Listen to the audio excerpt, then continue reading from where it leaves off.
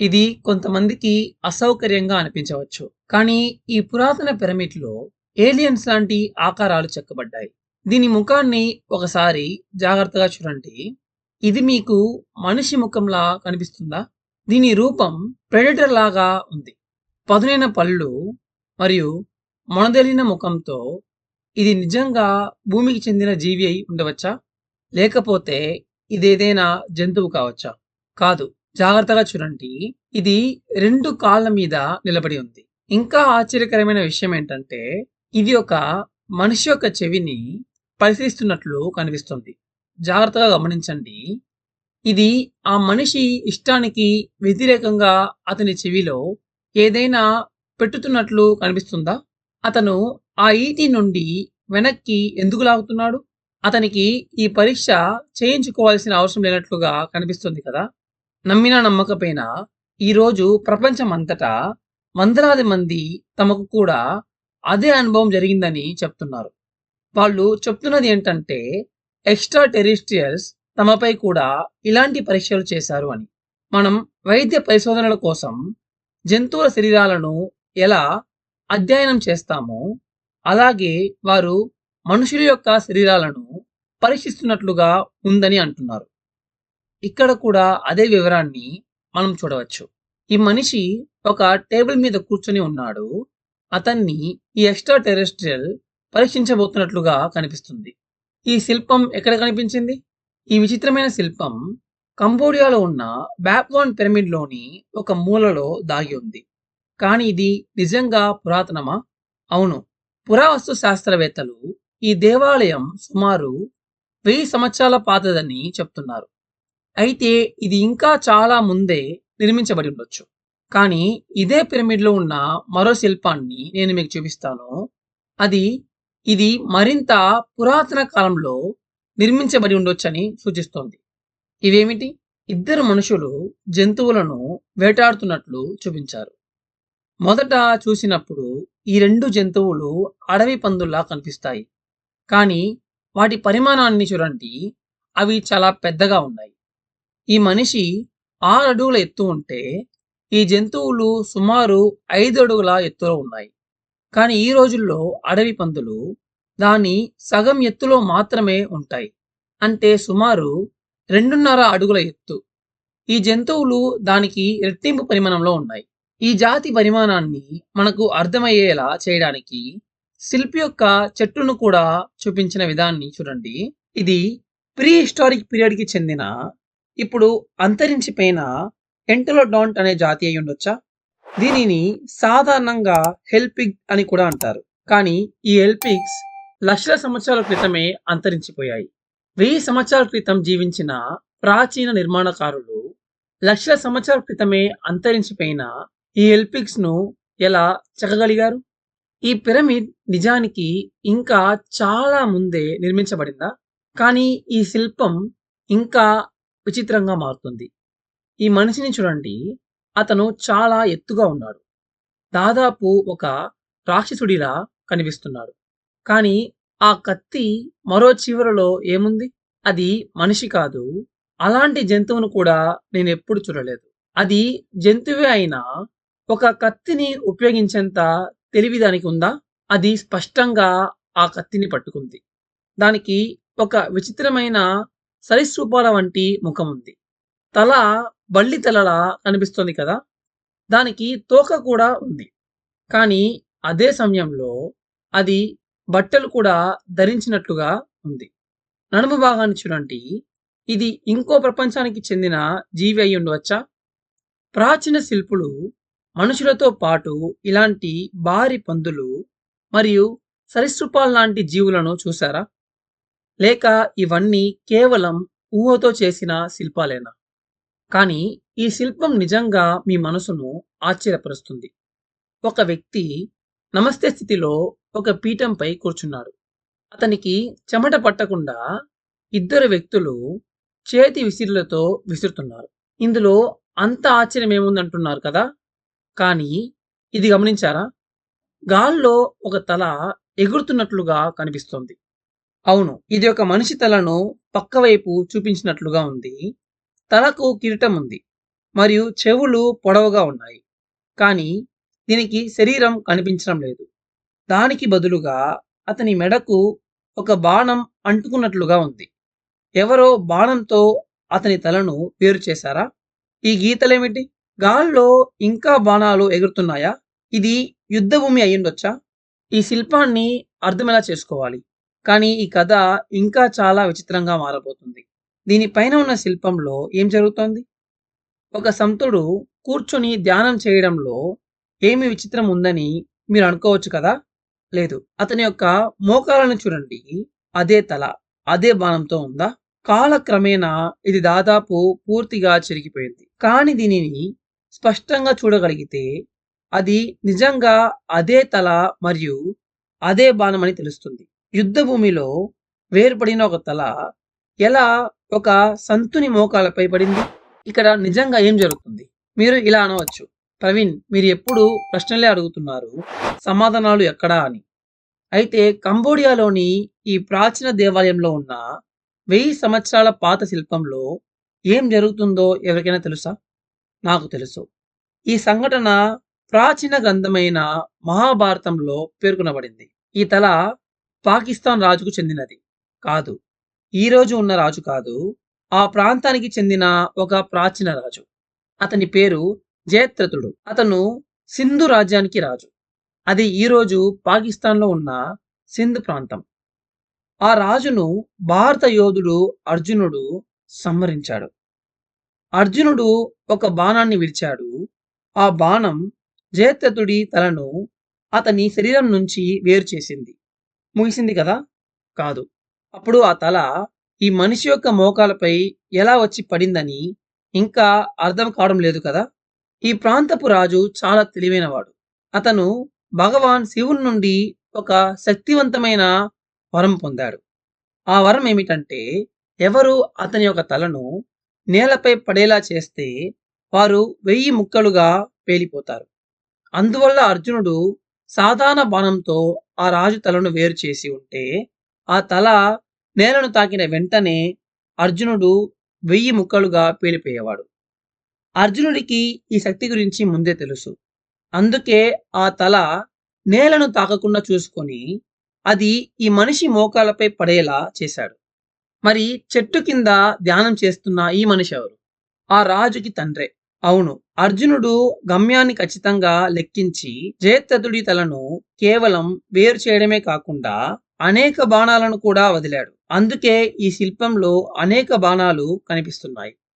ఆ బాణాలు తల నేలను తాకకుండా చూసి చివరకు ఆ రాజు తండ్రి మోకాలపై పడేలా చేశాయి. తర్వాత ఏమైంది? తండ్రి ఒక్కసారిగా భయపడి లేచాడు. అలా లేచినప్పుడు ఆ తల నేలను తాకింది. అప్పుడు బూమ్! అర్జునుడు కొడుకు పొందిన ఆ వరాన్ని అతని యొక్క తండ్రిపైనే ఉపయోగించి అతన్ని 1000 ముక్కలుగా పేలిపోయేలా చేశాడు.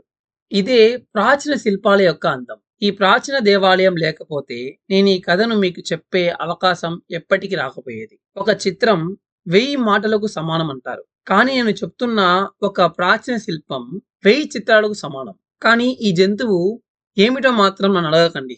అది నా ఇంకా ఈ జంతువు చెట్టు కొమ్మపై 90 డిగ్రీల కోణంలో ఎలా నడుస్తుందని నన్ను అడగకండి. నేను కంబోడియాలో మిమ్మల్ని కలిసినప్పుడు దీనిని వివరిస్తాను. బ్యాప్వాన్ పిరమిడ్‌లో చెక్కిన వివరాలు నిజంగా అద్భుతంగా ఉన్నాయి.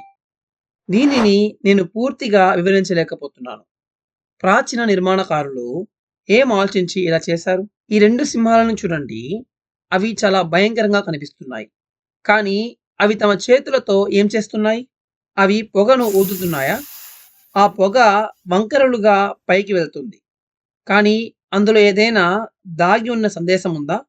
ఈ రకమైన శిల్పాలు బ్యాప్వాన్ పిరమిడ్ పైభాగంలో కనిపిస్తాయి. ఆ పొగ పైకి వెళ్తున్నట్లు కనిపిస్తుంది. కానీ జాగ్రత్తగా చూస్తే ఆ పొగలో ఒక పక్షి దాగి ఉన్నట్లుగా కూడా కనిపించవచ్చు. ప్రాచీన నిర్మాణకారులు తమ నిర్మాణాలలో తరచుగా రహస్యమైన చిహ్నాలను మరియు గూఢ సంకేతాలను దాచేవారు. బయటికి ఒకటి కనిపించినా వాటి అర్థం ఇంకేదో లోతైనదిగా ఉండేది. ఇక్కడ కూడా మరికొన్ని సింహాల్లాంటి జంతువులు పొగను ఊదుతున్నట్లు కనిపిస్తున్నాయి. కానీ మీరు జాగ్రత్తగా గమనిస్తే ఇందులో ఏం జరుగుతుందో అర్థం చేసుకోవచ్చు. ఇది కేవలం పొగ మాత్రమేనా? లేక ఏదైనా ఆకృతి ఉందా? మీకు ఏదైనా విచిత్రంగా కనిపిస్తుందా? బ్యాపాన్ దేవాలయంలో చెక్కిన జంతువులు చాలా విచిత్రంగా ఉన్నాయి. అవి తరచుగా మనుషులతో కలిసి చూపించబడుతున్నాయి. కానీ కొన్నిసార్లు విషయాలు ఇంకా విచిత్రంగా మారుతాయి. ఒక మహిళ చెట్టు కింద కూర్చుంది. ఆమె పక్కన ముగ్గురు సహాయకులు కూడా కూర్చున్నారు. కానీ మధ్యలో ఉన్న సహాయకుడిని చూడండి. అది జింకలా కనిపిస్తుందా? అంటే దానికి మనిషి యొక్క శరీరం ఉందా? ఇతర మనుషులతో కలిసి కూర్చుంది. కానీ తల మాత్రం జింక తలలా ఎందుకుంది? ఇక్కడ మరో శిల్పం ఉంది. మళ్ళీ ముగ్గురు సహాయకులు కూర్చున్నట్లుగా కనిపిస్తున్నారు. కానీ చివరి వారిని చూడండి. అదేంటి? అది ఎలుకలా ఉంది. కింద చూడండి. దానికి తోక కూడా ఉంది. కానీ ఇది ఇంకా విచిత్రంగా మారుతుంది. ఈ ముగ్గురు ఎవరితో మాట్లాడుతున్నారు? అది ఒక పక్షిలా ఉందా? దానికి పదునైన ముక్కుంది. చేతుల బదులుగా 2 రెక్కలు ఉన్నాయి. కానీ దాని తోకను చూడండి. అది ఆవు తోకలా కనిపిస్తుంది. పక్షులకు అలాంటి తోక ఉండదు కదా! అలా ఉన్నా సరే, ప్రాచీన కాలంలో ఎలుకలు, మనుషులు, పక్షులు కలిసి ఏ రకమైన సమావేశం జరిపాయి? ఈ శిల్పం అర్థమేమిటి? కానీ ఈ ప్రశ్నకు ప్రధాన నిపుణులు ఏమంటారు? ఈ శిల్పాలకు ప్రత్యేకమైన అర్థం లేదని వారు చెప్తారు. ప్రాచీన నిర్మాణకారులు మూఢనమ్మకాలతో మరియు ఆలోచనాత్మకంగా లేని విశ్వాసాలతో ఉండేవారు. అందుకే ఈ శిల్పాలలో ఇలాంటి ఆలోచనకు అందని వివరాలు కనిపిస్తాయి. ఈ శిల్పం లాగానే. ఈ ఇద్దరు వ్యక్తులు చెట్టుకు ఆహారాన్ని సమర్పిస్తున్నట్లుగా ఉన్నారా? వారు ఏం చేస్తున్నారు? ఎందుకు వారు ఆహారంతో నిండిన తాళాలను పట్టుకొని చెట్టుకు సమర్పిస్తున్నారు? ప్రాచీన మనుషులు చెట్లకు ఆహారం సమర్పించేంత మూఢనమ్మకాలు కలిగి ఉన్నారా? కింద ఉన్న తదుపరి శిల్పాన్ని చూడండి. ఇప్పుడు వారు ఏం చేస్తున్నారో గమనిస్తున్నారా? ఈ మనిషి ఒక కర్ర పట్టుకొని చెట్టులో ఉన్న పక్షిని కిందికి తోసేస్తున్నాడు. కానీ జాగ్రత్తగా చూడండి. చెట్టులో ఉన్న పక్షి తల కిందులుగా చూపించారు. అంటే అది స్పృహ కోల్పోయిందని అర్థం. ఆ పక్షి ఎలా స్పృహ కోల్పోయింది? ఎందుకంటే ఈ ఇద్దరు వ్యక్తులు పెట్టిన ఆహారంలో ఏదో ఉంది. ఈ ఇద్దరు వ్యక్తులు మూఢనమ్మకాలతో చెట్టుకు ఆహారం సమర్పించడం కాదు. వారు పక్షుల ఆహారంలో ఏదో కలిపి చెట్టు కొమ్మలపై పెట్టారు. ఆ ఆహారం తిన్న తర్వాత పక్షులు స్పృహ కోల్పోయాయి. ఈ మనిషిని చూడండి. అతనే వాటిని సేకరించే వ్యక్తి. అతను 3 పక్షులను వారి కాళ్ళతో పట్టుకున్నాడు. అవి ఇప్పటికే స్పృహ కోల్పోయాయి. నమ్మినా నమ్మకపోయినా ఈ విధానం ఇప్పటికీ భారతదేశంలోని కొన్ని దూర ప్రాంత గిరిజన గోత్రాలలో ఉపయోగిస్తారు. వారు పక్షుల ఆహారంలో ఏదో కలిపి చెట్టు కొమ్మలపై వదిలేస్తారు. ఆ ఆహారం తిన్న తర్వాత పక్షులు స్పృహ కోల్పోయి ఆకుల చెట్ల నుండి కింద పడిపోతాయి. తర్వాత ఆ మనుషులు పక్షులను సులభంగా సేకరించి వాటిని తింటారు లేదా మాంసంగా అమ్మేస్తారు. నేను ఇది వ్యక్తిగతంగా చూశాను. కానీ భారతదేశానికి 2000 మైళ్ళ దూరంలో ఉన్న కంబోడియాలోని ఒక ప్రాచీన దేవాలయంలో ఈ దృశ్యం చెక్కబడినట్లు చూడటం చాలా ఆశ్చర్యకరం. అయినప్పటికీ ప్రధాన నిపుణులు మరియు శాస్త్రవాదాన్ని అనుసరించేవారు ఈ శిల్పాలను మూఢనమ్మకాల ఆచారాలుగా తేలిగా కొట్టిపారేస్తారు. ఎందుకంటే వారు మొత్తం చిత్రాన్ని చూడరు. కొన్నిసార్లు ప్రాచీన మనుషులు ప్రాథమికంగా కనిపించేలా చేయడానికి సమాచారాన్ని కూడా వక్రీకరిస్తారు. కానీ ఈ ప్రాచీన వేటగాళ్ళు మనకంటే ఎక్కువ అభివృద్ధి చెందినట్లుగా కనిపిస్తున్నారు. నేను ఇలా ఎందుకంటున్నాను? ఇది చూడండి. ఒక పెద్ద ఉడత చెట్టెక్కుతుంది. ఆ చిప్‌మంక్ ఏం చేస్తుంది? అది ఒక రిట్రీవర్‌లా పనిచేస్తుంది. అవును. ఎత్తైన కొమ్మలలో చిక్కుకున్న పక్షులను తీసుకురావడానికి దాన్ని శిక్షణ ఇచ్చారు. మరి ఈ 2 పెద్ద పక్షులను చూడండి. పట్టుకున్న పక్షులు చాలా చిన్నగా ఉన్నాయి. కానీ ఈ 2 పక్షుల పరిమాణం చాలా పెద్దగా ఉంది. బహుశా అవి ఈ ఇద్దరు వేటగాళ్ళు శిక్షణ ఇచ్చిన గద్దలై ఉండవచ్చు. చెట్లలో చిక్కుకున్న పక్షులను తీసుకురావడానికి. మీరు ఇలా అనుకోవచ్చు, ప్రవీణ్, ఒకవైపు మీరు భూగ్రహానికి చెందని జీవులు మరియు అధునాతన సాంకేతికత గురించి శిల్పాలను చూపిస్తున్నారు. మరోవైపు పక్షులను వేటాడటం లాంటి సాధారణ మానవ కార్యకలాపాలను చూపిస్తున్నారు.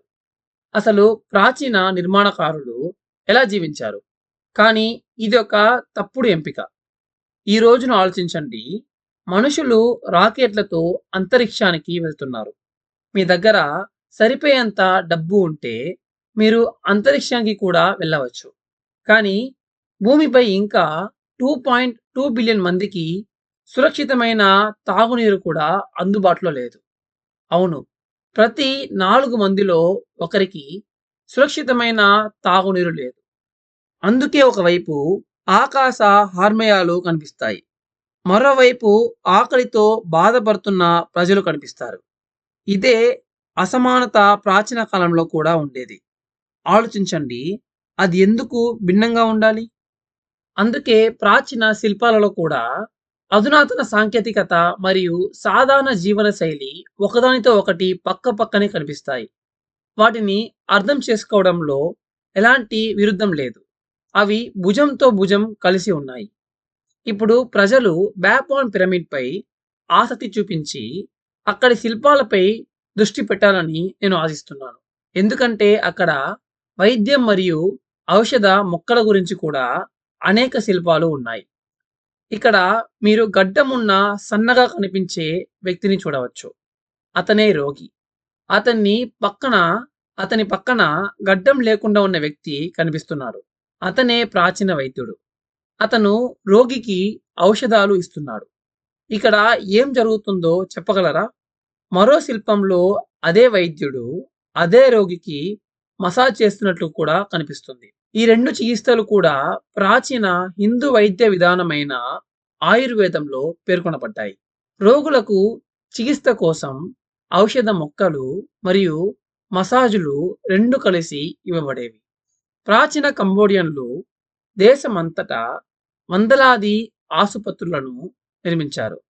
ఈరోజు మనం బ్యాబిలోన్ పిరమిడ్ మరియు నీక్పియాన్ ప్రదేశాన్ని దేవాలయాలు లేదా పూజ స్థలాలుగా భావిస్తున్నాం. కానీ అవి అసలు ప్రజలను నయం చేయడానికి నిర్మించిన వైద్య కేంద్రాలు. ఇక్కడ మీరు ఇద్దరు సేమన్లు ఒక పెద్ద పాత్రలో ఔషధ మొక్కలను కలుపుతున్నట్లు చూడవచ్చు. అక్కడ ఒక అభివృద్ధి చెందిన మదన దండ కూడా కనిపిస్తుంది. దానికి 2 సిలిండర్లు ఉన్నట్లుగా కనిపిస్తున్నాయి. అవి రెండు ఒకదానికొకటి కట్టబడ్డాయి. వారిలో ఒకరు తాడుతో దానిని మదిస్తున్నారు. మరొక సిద్ధర్ ఆ ప్రక్రియను పర్యవేక్షిస్తున్నాడు. తదుపరి శిల్పం ఇంకా ఆసక్తికరంగా ఉంది. ఈ మనిషి వాంతులు తీస్తున్నాడా? లోపలున్నవి బయటికి తొలగిస్తున్నాడా? అతని నోరు విస్తారంగా తెరుచుకున్నది. మరియు ఈ రోజు నేను చూపించిన అన్ని శిల్పాలలో ఎవరు నోరు తెరవలేదు. కేవలం అతడే. ఎందుకంటే అతనికి వాంతులవుతున్నాయి. ఒక సహాయకుడు రోగి శరీరాన్ని స్థిరంగా పట్టుకొని అతను వాంతులు తీస్తున్నప్పుడు అతనికి సౌకర్యంగా ఉండేలా చూసుకుంటున్నాడు. మరియు ఎడమవైపు ఉన్న వైద్యుడు నిశ్శబ్దంగా అతనికి మరిన్ని ఆయుర్వేద చికిత్సలు అందిస్తున్నాడు. బ్యాబిలోన్ పిరమిడ్ కేవలం శరీరానికి వైద్య విధానాలను మాత్రమే చూపించడం కాకుండా మనసుకు మరియు ఆత్మకు చేసే వైద్య విధానాలను కూడా చూపిస్తుంది. ఇక్కడ మీరు 2 మనుషులను చెట్టు కింద కూర్చొని ధ్యానం చేస్తూ తమ మనసును మరియు తమ ఆత్మను శుద్ధి చేసుకుంటున్నారనేది చూడవచ్చు. చూడండి, ఈ కంబోడియా పిరమిడ్ ఒక పెద్ద రహస్యాన్ని దాచింది. ఈ గోడలంతా వేలాది వేల శిల్పాలతో నిండి ఉంది. మీరు మెట్లపై ఎక్కినప్పటికీ ఇవి ఆధునిక వుడెన్ స్టెప్స్. కానీ మీరు అసలు పురాతన మెట్లను చూస్తే చూడగలరా? అద్భుతమైన నమూనాలు పిరమిడ్ మెట్లపై సుశీలంగా శిల్పించబడ్డాయి. ఇవి ఆధునిక హ్యాండ్ రైల్స్. కానీ అసలు పురాతన రాళ్లతో చేసిన హ్యాండ్ రైల్స్ ను చూడండి. చాలా అద్భుతమైన శిల్పాలు. పురాతన నిర్మాణకారుడు మీరు మెట్లపై ఎక్కుతున్నప్పుడు కూడా మాయలో తేలిపోతారని భావించారు. వాస్తవానికి మొత్తం పిరమిడ్ శిల్పాలతో నిండి ఉంది. మనం ఇప్పుడు పిరమిడ్ మెత్తపై ఉన్నాము. మరియు మీరు అది చూస్తున్నారా? అది గుడ్ల నుండి బయలుదేరుతున్న ఒక చిన్న పాము కదా! పురాతత్వ శాస్త్రజ్ఞులు వివరాలను ఎలా పునరుద్ధరించారో గమనించండి. ఈ శిల్పాలు ఇటీవల కాలంలో పునరుద్ధరించబడ్డాయని చూపించడానికి వారు డెలిబరేట్‌గా రంగును మార్చారు. వరుసగా ఉన్న ఈ శిల్పాలను చూడండి. వాటి కింద ఉన్నవేమిటి? అవి స్కారబ్‌లా? స్కారబ్‌లను ఈజిప్షియన్ పిరమిడ్‌లలో చిత్రీకరిస్తారు. కానీ ఇక్కడ ఎందుకు చెక్కారు? ఈజిప్షియన్ పిరమిడ్‌లకు మరియు కంబోడియన్ పిరమిడ్‌కు ఏమైనా సంబంధం ఉందా? చివరికి నాగుపాములకు మరియు స్కారబ్‌లకు మధ్య ఉన్న ఖాళీ స్థలాన్ని కూడా వారు వదిలిపెట్టలేదు. అక్కడ కూడా కొన్ని ప్యాటర్న్స్‌ను చెక్కారు. శతాబ్దాల క్రితమే ఈ 2 దూరపు నాగరికతల మధ్య ఇలాంటి సారూప్యతలు ఉండటం ఆశ్చర్యకరం. బాప్వాన్ పిరమిడ్ మొత్తం అద్భుతమైన శిల్పాలతో నిండి ఉంది. ఇక్కడ కనిపిస్తున్న శిల్పాన్ని చూస్తే ఏమనిపిస్తుంది? ఇది ఏదైనా గ్రహాంతరవాసి మనిషిని పరీక్షిస్తున్న దృశ్యమా? ఒకవేళ అది కాకపోతే ఈ ప్రాణి ఏంటి? మరియు అది ఆ మనిషిని ఏం చేస్తుంది? ప్రాచీన కాలంలో ఈ పిరమిడ్ నిర్మించిన వారితో పాటు హెల్పిక్స్ జీవించేవా? ఇంకా మీ రెండో ప్రశ్న విషయానికొస్తే భారతదేశం మరియు పాకిస్తాన్ మధ్య పోరాటం 1947లో 2 దేశాల విభజన జరిగినప్పటి నుండి ప్రారంభమైంది. ఈ సంఘర్షణ ఇంకా ఎంతకాలం కొనసాగుతుంది? ఈ పొగ ఊదుతున్న సింహాలు ఎందుకు కనిపిస్తున్నాయి? ఈ శిల్పంలో ఉన్న ఈ చిన్న వివరాన్ని మీరు గమనించారా? ప్రాచీన వైద్య పద్ధతులపై మీకు నమ్మకం ఉందా? మీరు బాప్వాన్ టెంపుల్‌ను కంబోడియాలో సందర్శించాలి అనుకుంటున్నారా? తప్పకుండా చూడండి. ఎందుకంటే ఇది ఒక అద్భుతమైన ప్రాచీన పిరమిడ్. నేను ప్రవీణ్ మోహన్. చూసినందుకు చాలా థాంక్స్. సబ్స్క్రైబ్ చేయడం మర్చిపోవద్దు. త్వరలో మళ్ళీ కలుద్దాం. బాయ్.